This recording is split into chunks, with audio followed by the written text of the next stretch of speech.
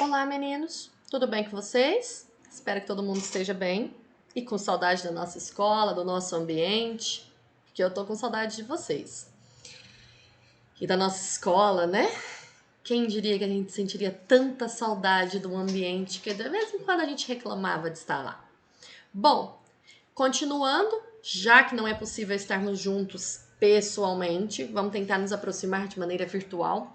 Nós vamos fazer as atividades da semana 2. Lembrando que essa semana já é a terceira semana. Não tivemos aula de biologia programada, passada, ministrada essa semana, mas isso não impede que vocês façam o PET da semana 3. Só que eu vou corrigir a semana 2, porque eu tô dando esse tempinho para vocês se organizarem, fazerem as atividades, já que uns trabalham, outros dependem aí de internet, de aparelhos eletrônicos, tem mais dificuldade esse acesso. Bom, vamos lá então?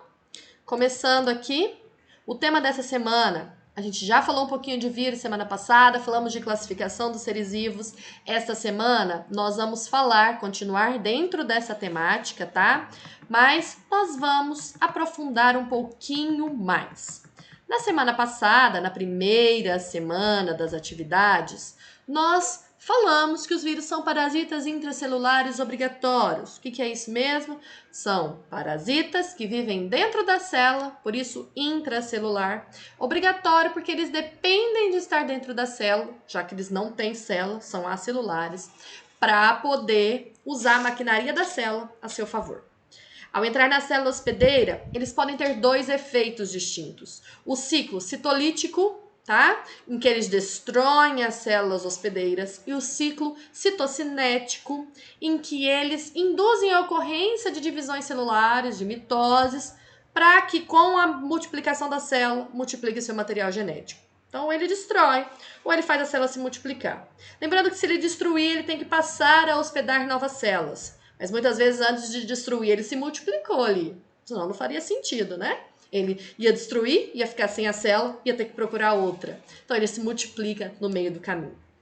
As doenças infecciosas causadas por vírus, que nós chamamos de viroses, elas podem nos afetar, ser transmitidas diretamente, por exemplo, um vírus da gripe, coronavírus, ou através de um hospedeiro intermediário, como, por exemplo, o vírus da dengue, o vírus da zika, que é transmitido pelo Aedes aegypti.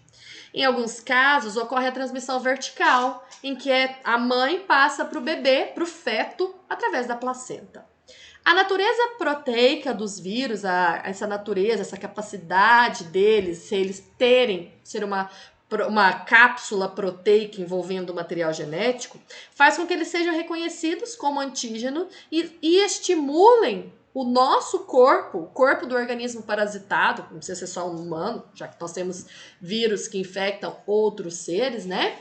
Eles vão estimular a produzir anticorpos específicos, proteínas de defesas, as imunoglobulinas, produzidas pelos plasmócitos contra esse antígeno, essa proteína estranha ao nosso corpo que penetrou, ou também os interferons, também são substâncias de defesa, né? Fazem parte do grupo dos anticorpos específicos, mas eles são glicoproteínas relativamente pequenas, capazes de proteger as células semelhantes contra a ação de outros vírus agressores. Então, as imunoglobulinas que combaterão o antígeno e os interferons que impedirão que eles atinjam células semelhantes àqueles que eles já causaram a agressão. Diante da diversidade de viroses e a capacidade de mutação dos vírus, nós somos vacinados para vários deles, por exemplo, vírus da gripe, H1N1, que é a influenza, né? A induzir o corpo a produzir anticorpos para determinado vírus. Mas de vez em quando não temos vacina. E aí, nesses casos, a gente depende do nosso sistema imunológico para aprender a combater. Bom, aí na página 20 do PET de vocês têm esse mapa mental, esse esquemão com várias informações, tá? E aí nós temos aqui um bacteriófago, que é um vírus muito estudado, porque ele não faz mal para nós. Ele é um vírus que parasita bactérias. Então, nós vamos ver esses ciclos líticos e lisogênicos nele. Temos a reprodução do HIV, reprodução do vírus da AIDS, tá? Depois, mais aqui embaixo, os tipos de vírus. Vírus de RNA, temos vírus de DNA, vírus capsulados, vírus não capsulados, né? Os sem cápsulas, os encapsulados de DNA e os de RNA.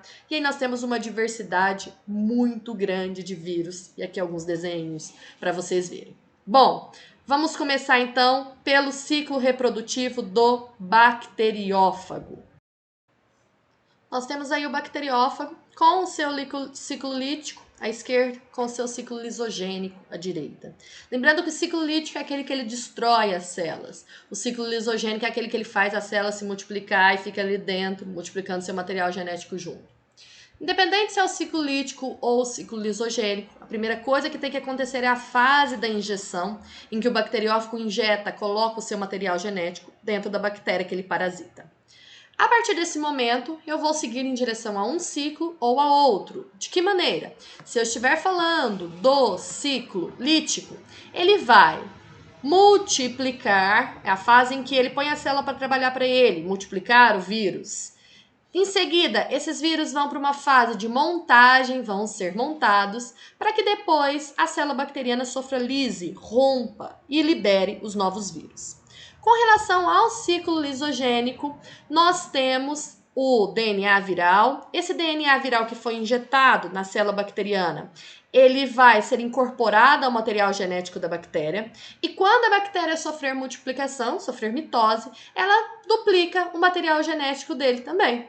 Depois de um tempo, ele se solta, ele se destaca, o vírus monta, tá? O DNA viral é montado, o vírusinho monta e ele é liberado junto com a lise, certo? Com relação ao ciclo de reprodução do HIV, como que se dá? Primeira coisa seria a fase de reconhecimento, em que o vírus possui receptores que conseguem penetrar na membrana plasmática, tá? Ser reconhecido pela membrana plasmática da célula que ele hospeda, no caso, os linfócitos T, CD4. A partir do momento que ele é reconhecido, o material genético desse HIV, que é um vírus de RNA, ele é incorporado ali dentro daquela célula. O vírus de RNA, do HIV especificamente, um retrovírus, ele possui a capacidade de fazer a transcrição reversa. O que seria a transcrição reversa? A ordem natural da transcrição é um DNA fabricando um RNA. Acontece que o vírus HIV, ele possui uma enzima, a transcriptase reversa, que consegue fazer o contrário. A partir do RNA que ele possui, ele produz um DNA. Em seguida, esse DNA é integrado, porque ele também possui as integrases, as enzimas, que possibilitam que ele seja integrado ao material genético da célula que ele está hospedando. Pronto, agora você tem DNA para que seja feita a transcrição, a produção de novos vírus HIV. Depois de um tempo, ocorre a montagem desse HIV, já que com o material genético, com as proteínas que ele vai produzir aqui parasitando essa célula, você tem novos vírus ali sendo liberados para infectar outras células, no caso outros linfócitos TCD4, e até mesmo para transmitir, para passar para outras pessoas. Já com relação ao HIV, ao influenza, ao vírus da gripe, ele também é um vírus de RNA, tá? Ele também tem o RNA como material genético. Mas ele não tem a capacidade de fazer a transcrição reversa. Ele não faz DNA para depois o DNA incorporado ao DNA da célula produzir novos RNAs, novos vírus. Ele mesmo consegue, a partir do RNA viral, a fazer uma transcrição com novos RNAs, ok? Então, é um jeito de replicação um pouquinho diferente. Você já explicou na aula da semana passada, né? Na aula da semana 2, essas diferenças. Bom, tendo tudo isso em mente, agora está na hora da gente praticar, respondendo os exercícios, corrigindo os exercícios que você já respondeu.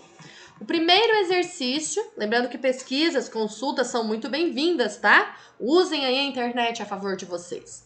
Ele fala a respeito dos vírus, quais argumentos você utilizaria para incluí-los entre os seres vivos? Porque muito se discute se é ser vivo, se não é ser vivo. Os que falam que eles não são seres vivos, eles não têm célula, então eles não seriam seres vivos. E aí tem gente que fala argumentos para eles serem seres vivos. E aí? É ou não é? Se é, o que você vai usar para defender que eles são seres vivos? Podemos falar que eles podem, por serem incluídos entre os seres vivos, eles podem ser incluídos entre os seres vivos por possuírem material genético, DNA ou RNA, nunca os dois, tá? Um ou outro. sendo capazes de transmitir suas características a seus descendentes e por apresentarem capacidade de evolução, tendo em vista que sofrem alterações ao longo do tempo. Importante característica, uma vez que os seres vivos mais bem adaptados sobrevivem ao meio e conseguem garantir a existência. Então, esses seriam argumentos a favor deles serem incluídos como seres vivos. A letra B do número 1 fala que o biólogo norte-americano Peter Haven diz que os vírus são más notícias embrulhadas com um pouco de proteína. Como você explica essa definição que ele deu? Apesar dessa definição ser um pouco jocosa, né? Brincalhona, a gente pode falar que os vírus necessitam obrigatoriamente de outras células vivas para sobreviver e se reproduzir. Porém, essa relação de parasitagem é prejudicial ao hospedeiro, ao que está recebendo, ao que está sendo parasitado, já que os vírus alteram o funcionamento da célula. Logo, por nos causar doenças, eles são más notícias embrulhadas com uma proteína, que é o capsídio. Eles não têm membrana plasmática, hein? Lembrem-se. 2 fala que os primeiros seres vivos da Terra surgiram na água e se alimentavam de substâncias orgânicas que haviam se formado durante um lento processo de evolução química em nosso planeta. Explique por que os primeiros seres vivos não deviam ser semelhantes aos atuais seres vivos, aos atuais seres vivos, vírus, né? Aos atuais vírus.